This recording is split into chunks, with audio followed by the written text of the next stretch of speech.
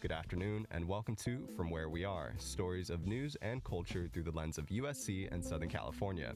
I'm Fernando Cienfuegos, coming to you live from Studio B in USC's Annenberg Media Center. And I'm Brian Sarabia. It's Wednesday, November 30th. On today's show, the U.S. advances to the knockout stage, but not without some controversy off the field. Protesters at City Hall are met with pushback from law enforcement at today's council meeting. And we give you tips on how to shop sustainably this holiday season.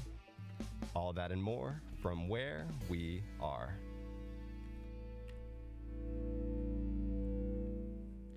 All eyes are on the World Cup taking place in Qatar right now.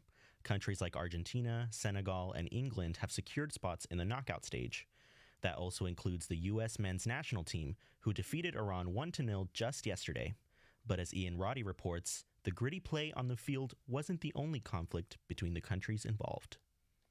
For the U.S. men's national team yesterday, the potential on-field outcomes were incredibly simple. Win and you advance, tie or lose and you go home. But that was about the only simple aspect of this game. Over the weekend, the U.S. Soccer Federation posted altered images of the Iranian flag on its social media accounts, scrubbing the Islamic Republic emblem from the center. They said it was in an effort to show support for the nationwide protests going on in Iran for women's rights. Needless to say, the Iranian regime wasn't happy. They accused the U.S. Federation of racism, called for FIFA to disqualify or suspend them from the Cup, and have since had their own journalists pushing U.S. players and coaches with difficult political questions, despite them not being involved. At a press conference, an Iranian reporter asked 23-year-old U.S. player Tyler Adams this question. First of all, you say you support the Iranian people, but you're pronouncing our country's name wrong. Our country is named Iran, not Iran. Please, once and for all, let's get this clear. Second of all, are you okay to be representing a country that has so much discrimination against black people in its own borders? My apologies on the mispronunciation of your country. That being said, there's discrimination everywhere you go. One thing that I've learned, especially from living abroad in the past years and having to fit in different cultures and kind of assimilate into different cultures, is that in the U.S. we're continuing to make progress every single day. Like you just educated me now on the pronunciation of your country. So it's a process. I think as long as you see progress, that's the most important thing. Even though Adams responded thoughtfully, head coach Greg Berhalter made it clear in his press conference that the U.S. coaches and players had no part in the social media post. The players and the staff knew nothing about what was being posted. Sometimes things are out of our control. We believe that it's going to be a match that the result will depend on, who puts more effort in, who executes better on the field. And, we're not focused on those outside things, and all we can do on our behalf is apologize on behalf of the players and the staff. But it's not something that, that we're a part of. The posts have since been deleted, but Iran wasn't happy, accusing U.S. soccer of removing the name of God from their national flag. When it comes to soccer, the United States and Iran have a bit of a history. Well, the game, some said, would never take place. The countries faced off back in the 1998 World Cup in a game that's been described as the most politically charged in the tournament's history. This had to do with tensions originating from the Iran hostage crisis in 1979, as well as the U.S.'s support of Iraq in the Iran-Iraq War in the 1980s. Iran came out on top in that 1998 game, defeating the U.S. 2-1 and knocking them out of the World Cup. Yesterday's game served as the sequel to that historic matchup. The face-off was further amplified by the fresh political tension stemming from this social media fiasco. This time, the U.S. came out on top on the field, but it's unclear how things will play out off the field. For Annenberg Media, I'm Ian Roddy.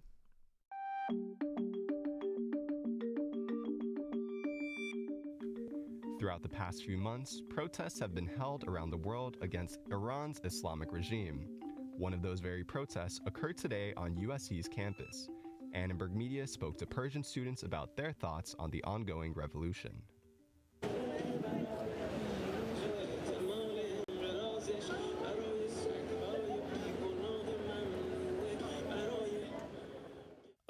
past few months, protests have occurred across the globe against the human rights abuses in Iran by the Islamic regime.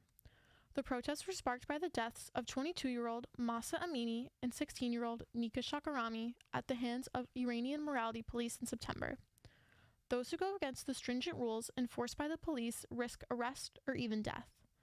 Groups at USC have been holding weekly protests in solidarity with those protesting in Iran. USC biomedical engineering student Nikki Tavakoli, whose family is from Iran, joined the protest on USC's campus today, waving the lion and sun flag. This flag was an emblem of Iran for thousands of years, but was replaced by a flag representing the Islamic regime during the Iranian Revolution in 1979. 2 months ago, a young woman was killed, murdered in Iran because some hair was showing outside of her hijab, which is mandatory to wear in Iran. There's no freedom to wear what you want or say what you want. And she was beaten to death with a baton. We've had movements, very small movements in previous years, but this was kind of just, it really hit the nail on the head, and now it has turned into a worldwide revolution. Tavakoli's family fled Iran after the revolution. She is yet to visit the country and is now hesitant to do so since she has spoken out publicly against the regime many times on social media. And for me, not being able to ever travel to my homeland because of how active I've been against this government is really disheartening. And I know that if I ever went to Iran, I would be taken prisoner because I've been very active against them here in the United States. And, you know, it's really sad because a lot of Iranian students go through this where they leave Iran, they're not able to ever go back because, you know, they basically escape to get away from this government. And I'm really, really hopeful that a lot of us will be able to return to Iran and see our families, some even for the first time like me. Like Tavakoli's family, many Iranians have fled to the United States seeking refuge from the oppressive government. In fact, with 700,000 Persian residents, Southern California hosts the highest population of Persians in the world outside of Iran. Tavakoli says we can continue to support people in Iran by carrying on with protesting and encouraging our government to take action. And that's really the one thing that we can do here in the United States and Canada and Europe is to keep spreading awareness and let people know that this is a revolution and it's not going anywhere until this government is overthrown. Justice for Mahsa! Justice for Mahsa! Justice for Mahsa! Justice for Mahsa! Justice for Nika! Justice for Nika! No to dictator! For Annenberg Media, I'm Grace Galanti.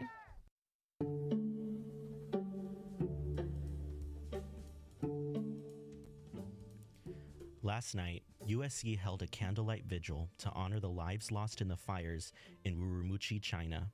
10 people died in this fire. BCA has more.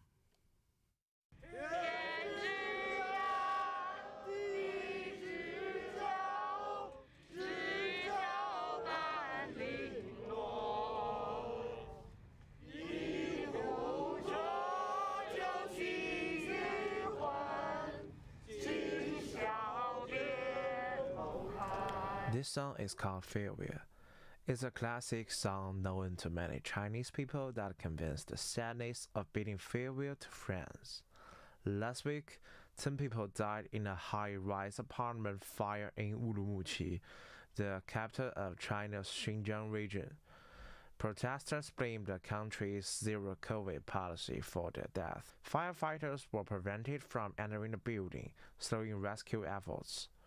The event began with the deafening shouts as the protesters held white papers above their heads to express their discontent and support of similar protests in China, which was sparked by the massive censorship and deletion of online comments about the death.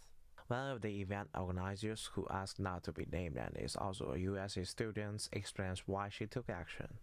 I think young people, especially people overseas, we know the outside world. We know that what it's like to have freedom of speech. We know what it's like to live a different kind of life. She also mentioned the irrationality of China's COVID policy. You could be taken from your home even with a negative COVID test simply because you came in contact, you walked by someone who tested positive for COVID. It can take you on a bus and take you to a facility. When the event began an hour later, the protests overshadowed the honoring of the dead, causing one USC student to take offense. She took to the stage to call attention to the event's origin goal. And we're here to say what we want to say. We We just want to say what we want to say. So I invite everyone, every one of you, those who are afraid, those who have never been here before, those who never ever hold a microphone in their life, those who have never yelled anything, those who have never talked loud to anybody. I invite all of you to hold this mic and to say what you want to say.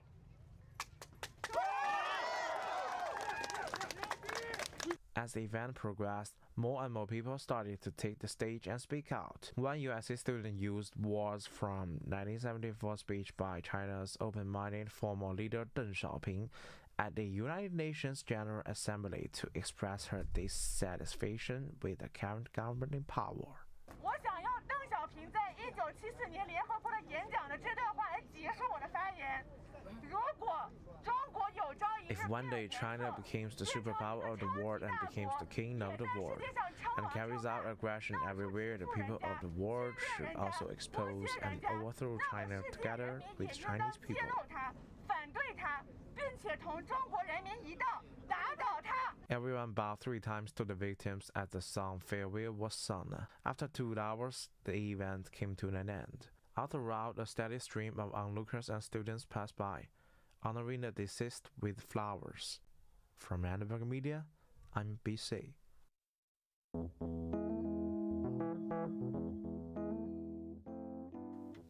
A new podcast that aims to destigmatize diabetes and educate people on what it is changing lives one episode at a time. Megan Duncan has the story. The podcast is called Diabetic Bestie. This podcast was created by USC student Nicole Barron, who was diagnosed with type 1 diabetes in 2020 and premiered this past September. The podcast has a new episode every Monday and covers topics such as diabetic social networking apps, continuous glucose monitors, and insulin pumps. I started Your Diabetic Bestie because I initially looked for podcasts that were about type 1 diabetes, but a lot of them were catered towards like older audiences. So I wanted to create one that was more targeted at Gen Z diabetics and something that their friends and their loved ones could listen to and not feel so overwhelmed by the heavy topic that it can be. She offered some advice for those friends and loved ones. Just like, don't tell someone what they can and can't eat. And then if someone is struggling, just be there for them. And you can always offer support, but just be careful about how you approach it. Another tool for diabetes data and advice comes directly from USC researchers. Mark Harmel is a research coordinator at USC's Keck School of Medicine and USC's Westside Center for Diabetes. The center conducts extensive clinical trials and technological reviews to transform how diabetes is treated today. Although navigating the holiday season with diabetes can be difficult, Harmel offers advice to those who might need it. You're going to be eating different foods. You need to do lots more checking. So people who are using a blood glucose meter, make sure you bring extra test strips and bring your meter with you. And then we recommend people who have continuous glucose monitors. And so continuous glucose monitors are really important to pay attention to what your glucose levels are. The trick of managing diabetes is to sort of balance out your medications and exercise with the carbohydrates that you're bringing in to sort of keep it all in balance.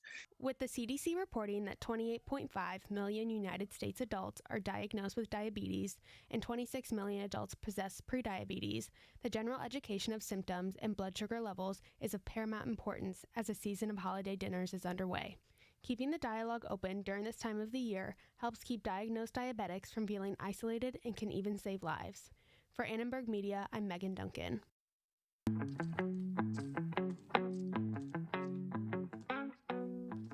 Holiday shopping is in full swing, and as people try to find that perfect gift for family and friends, Tatiana Satawa tells us how to shop more sustainably this holiday season.